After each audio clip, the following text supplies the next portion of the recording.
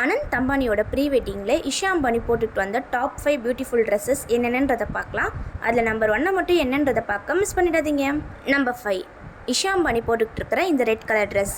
Number 4 Isha Ambani போட்டுக்கிட்டு இருக்கிற இந்த பேபி பிங்க் கலர் ட்ரெஸ்.